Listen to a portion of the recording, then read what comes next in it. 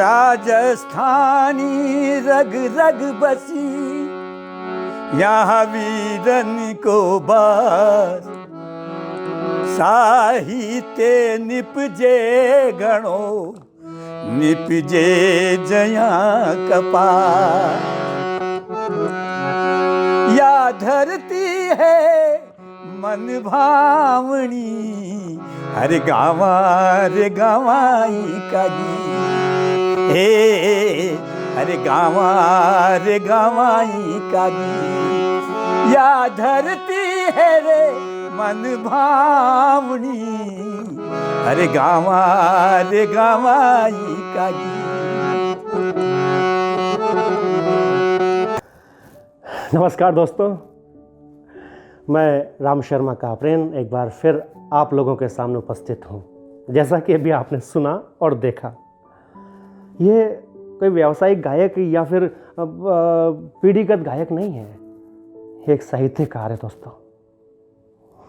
जी हाँ, ऐसा साहित्यकार जो लोक रंजन से रचा बसा, जिसकी रूह हड़ौती की रज रज में समाहित है दोस्तों।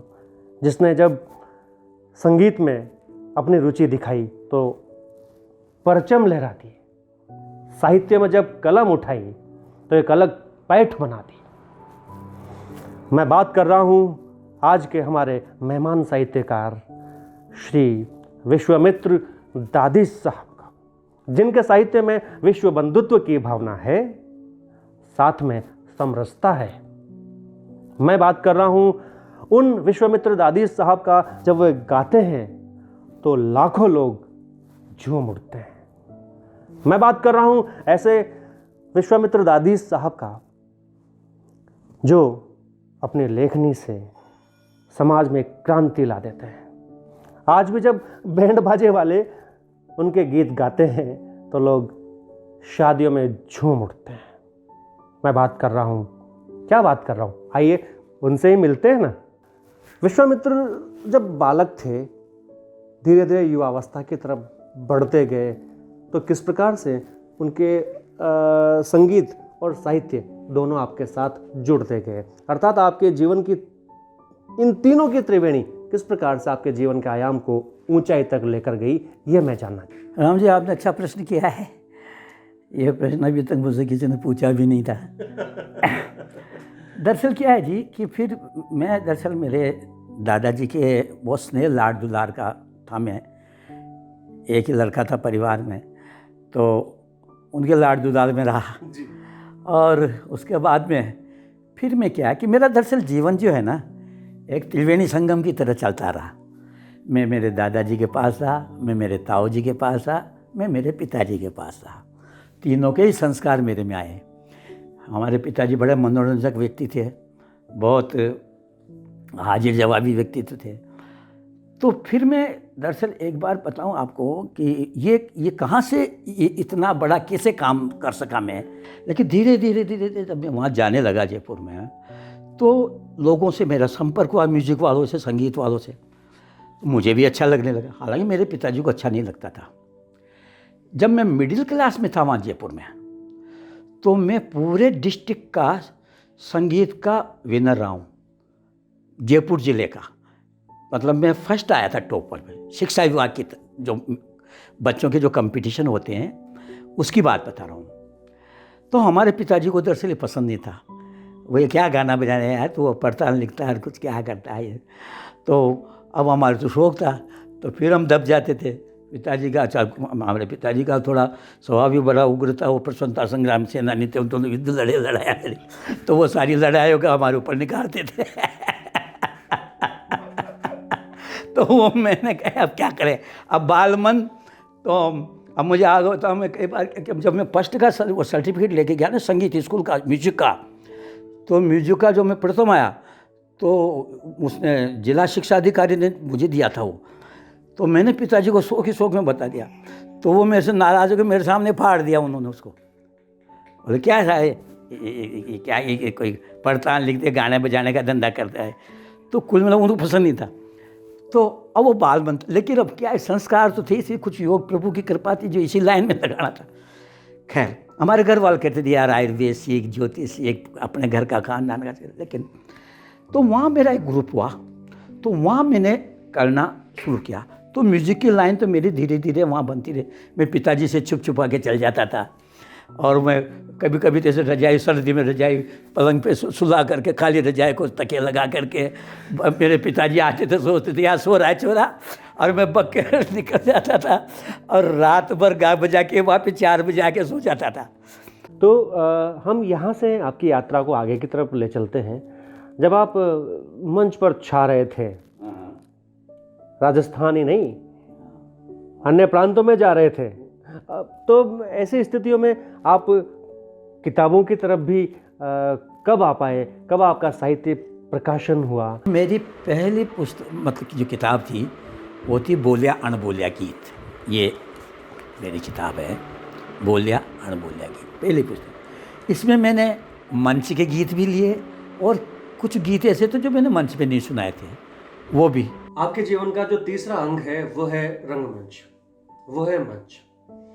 और इसी कलाधर्मिता को लेकर आपने दूसरी पुस्तक ढाई कड़ी की बिछात, हाँ, जो कि आपने कहा रामलीला की पद्धति पर आधारित है, हाँ। ये किस विधा में, थोड़ा सा इसके बारे में बताइए। राम जी, दरअसल क्या था, ये जब मेरी किताबें में लिख रहा था तो मेरे दिमाग में एक बात आई कि यार ये परंपरा में जो हमारे जो ग्रामीण परंपराएं लोप होती जा रही है ना, और उसको लोग भूलते जा रहे हैं, तो इसको कैसे लोग जाने, आने वाली पीढ़ी।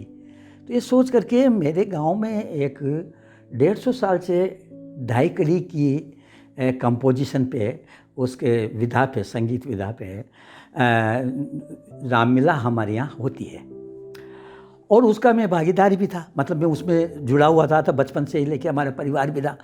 और मेरे ताऊ जी, जो मेरे पिता तो लेते हैं, वो तो उसमें एक पात्र भी थे, रावण बनते थे, वो हर पात्र बनते थे। तो वो दिमाग में मेरे एक था कि यार इसको किस माध्यम से अपन आगे बढ़ाएं, इस विषय को लेकर के।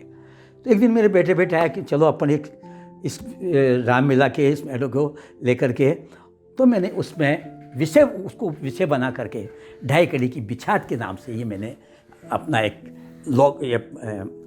उपन्यास जो है के माध्यम से मैं इस कहानी को लेके आया। 13-11 दोहा और 11-13 सोरठा। सोरठा पे बहुत कम लोगों ने किताबें लिखी है, बहुत कम लोगों ने लिखी है। निश्चित रूप से साहित्य समाज में सोरठा पर काम करने वाले लोग बहुत कम हैं, और मैं तो बधाई दे रहा हूँ आपको कि सोरठा पे आपने एक पुस्तक लिख दी, माँ चढ़ियारा आंसू। मैं किसी भी विवाद में न जाकर एक प्रश्न लगे हाथ माँ चढ़ियारा आंसू के संबंध में पूछना चाहूंगा। ये रा शब्द जो है, क्या ये हाड़ौती का है? एक चीज। दूसरी चीज ये है कि क्या ये पुस्तक बाल मनोविज्ञान से जुड़ी हुई है? तीसरी चीज, आपके मन में ये क्यों आई कि पर्यावरण हित भी लिखना जरूरी हो गया है? मैंने 3 प्रश्न, जैसा कि आपका जीवन है त्रिवेणी से संबंधित 3 प्रश्न इस पुस्तक माँ चढ़ियारा आंसू के संबंध में आपसे पूछ लिए हैं। कृपया जवाब देने का कष्ट कीजिए। आपने बहुत अच्छी बात कही राम जी कि ये पर्यावरण की किताब के बारे में आपने जिक्र किया, तो मैं इस संदर्भ में आपको बताऊं। एक बार मैं भीतरिया कुंड गया हुआ था जी, किसी फंक्शन में गया था, और मैं घूमने भी कभी कभी चल जाता था। तो वहाँ क्या था कि जहाँ ये क्या कहते हैं अपने उनको मछलियों को जो गोलियाँ, आटे की गोलियाँ बना के डालते थे ना, वहीं इधर तो मछलियों को गोलियाँ डालते थे, वहीं एक जो है मछली पकड़ने वाले जो कांटे लेके के कुछ 10-20 आदमी बैठे हुए थे। बहुत बढ़िया। तो उस जगह जब वो 10-20 आदमी बैठे तो मैंने उनको टोका। मैंने कहा भाई, हम यहाँ तो बेचारे लोग आके मछलियाँ डालते हैं, और ये मछलियों का भोजन है, तो भोजन तो हम खिला रहे, पकड़ उसको मार तुम रहे हो, है तो मछलियाँ तो तुम खा रहे हो, इनको बड़ा हम कर रहे हैं। तो मैंने कहा जल के जीव को हम बड़ा कर रहे हैं, तुम हर तरह से। मैंने कहा यार, तो साहब हमारे पास लाइसेंस है। अच्छा, उन्होंने कहा। तो मैंने कहा भाई लाइसेंस होगा तो यार तो लाइसेंस कोई धार्मिक स्थल का थोड़ी होगा तुम्हारे पास। थोड़ी दिया है। यहाँ तुम लाइसेंस दिया होगा तो नदी में जाओ। जहाँ हम जब डाला तो उस दिन से मेरे को याद है कि यार इसकी आखिरी मछली ऐसी है चीरा जी जिसको, कभी हाँ कीड़ा जाता मेरे वो जागे, मैंने कहा यार मछली एक ऐसी है जिसको हर कोई खाना चाहता है। जी, हर बड़ी मछली छोटी मछली को खा रही है। निरीता है का ना? लक्षण हो रहा है। दूसरा मेरे कल्पना ये आई कि सारा शहर का कचरा जो है ना यार, सारा शहर का कचरा नदी में जा रहा है, ये चंबल नदी में। हाँ हाँ। तो क्या ये भोजन, वो कचरा भोजन है मछलियों का? क्या उनको जिंदा रहने का हक नहीं है? बहुत बढ़िया। ये मेरे अंदर एक दिन कल्पना है, मेरे को दिमाग में आया या कुछ घुटन सी महसूस हुई। क्या हम इसके बारे में नहीं सोच सकते हैं? आज हम वन विभाग में तो शेरों के बारे में सोचते हैं, जंगली जानवरों के बारे में सोचते हैं कि यार भाई हमारे जंगली जानवरों का बचाव होना चाहिए, उसके लिए तो, लेकिन हमारी तो ये तो चारा ही हो गया मानव का। सही बात। तो क्या मछली की कोई पीड़ा नहीं है? तो यार ये मेरे चिंतन है। तो मैंने कहा क्यों नहीं मैं मछली की पीड़ा लिखूं। हालांकि मुझसे लोगों ने कहा कि यार मछली के तो आंसू आते ही नहीं है। पानी में दिखते ही नहीं है। दिखते, मैंने कहा आते तो होंगे लेकिन आपको दिखते नहीं। दिखते नहीं है, यही तो बात है, यही तो कवि की संवेदना है। हाँ, मैंने आते तो जरूर होंगे क्योंकि वो तो खुली रहती है कि उसके पलके नहीं होते। मैंने कहा इसीलिए तो नजर नहीं आता ना भाई। आते तो, क्योंकि हर जीव के आंसू तो आते हैं, उसके छोटे आंसू हैं, हमारे बड़े आंसू हैं, लेकिन आंसू बहुत होता है। बढ़िया, बहुत। हर जीव के, चींटी के भी आंसू आते होंगे क्यों, लेकिन वो अपन को इसलिए दिखाई नहीं देती कि उसके आंसू छोटे हैं। तो ये बात मेरे को एक वेदना के साथ इस चीज़ को मैंने लिखा।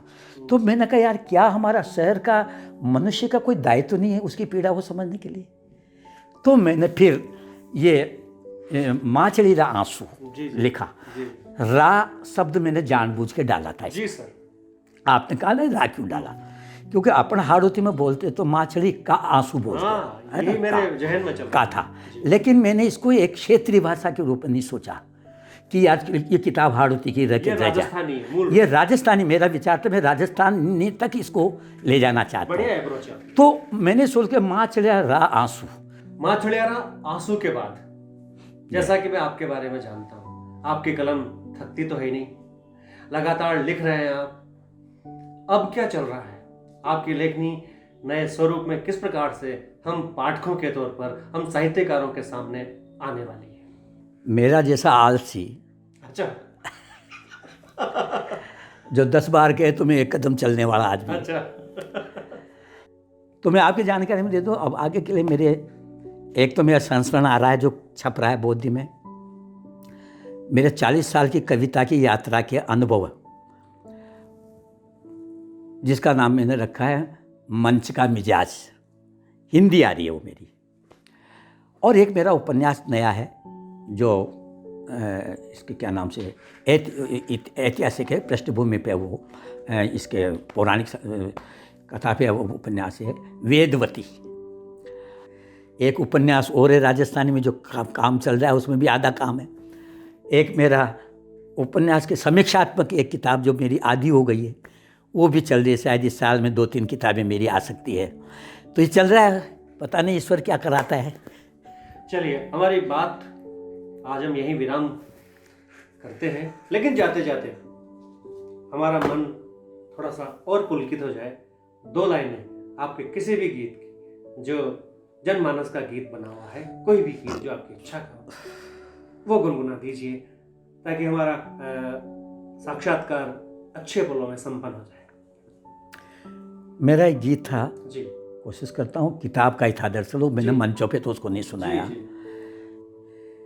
गड़गड़ती या रात चलेगी अंधियारो गयो पोड़, सूरज निकल गयो धीरासू धुंध कामड़ो ओढ़। धुंध कामड़ोड़, क्या बात है। गड़गड़ती या रात चलेगी अंधियारो गयो पोड़, सूरज निकल गयो धीरासू धुंध कामड़ो ओढ़। तो दोस्तों देखा आपने, इनके जीवन के तीनों कोणों को मिलाने की कोशिश की है मैंने आज, लेकिन आसान नहीं होता इतने बड़े व्यक्तित्व को इतने कम समय में बांध लेना। जिनके गले में माँ सरस्वती की कृपा हो, लेखनी त्वरित रूप से लिखती हो, और सबसे बड़ी बात लहू नहीं माटी की गंध बहती हो, ऐसे साहित्यकार को मैं आज आप सबके सामने लेकर आया हूँ। दोस्तों, आपको कैसा लगा इंटरव्यू, कृपया कमेंट में ज़रूर लिखिएगा। श्रीमान विश्वामित्र दादी साहब का यह साक्षात्कार मैं राम शर्मा कापरेन और मेरे साथी कृष्णा गौतम के द्वारा आपके पास पहुंचाया गया। बहुत बहुत धन्यवाद।